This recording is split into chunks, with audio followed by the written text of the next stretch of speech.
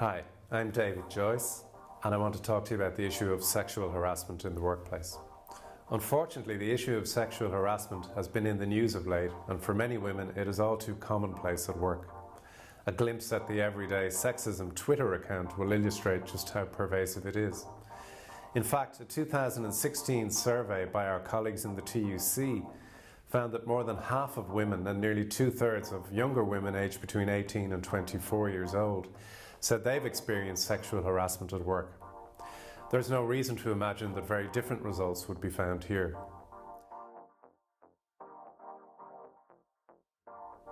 Sexual harassment is defined in the Employment Equality Act as any form of unwanted verbal, non-verbal or physical conduct of a sexual nature, and that such conduct has the purpose or effect of violating a person's dignity and creating an intimidating, hostile, degrading, humiliating or offensive environment for the person.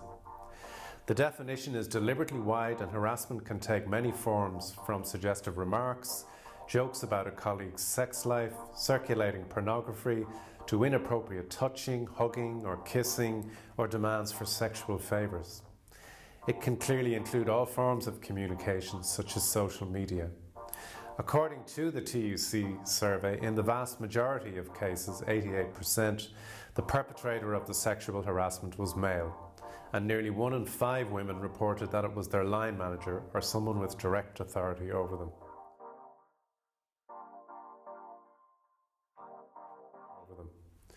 Trade unions are very clear that it's completely unacceptable, with victims often being left ashamed and frightened and experiencing mental health difficulties.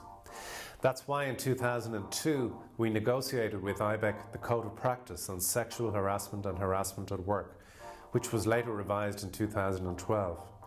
The Code explains in great detail what harassment is, the impact on individuals, and often the adverse consequences on enterprises in terms of possible impacts on profitability, where staff take sick leave or resign posts because of sexual harassment.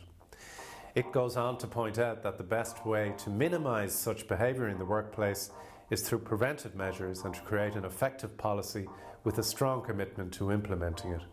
The core elements of such a policy and implementation steps are further outlined in the Code in great detail. Has your workplace such a policy? If not, talk to your union rep and use the Code to help inform the development of one in your workplace today.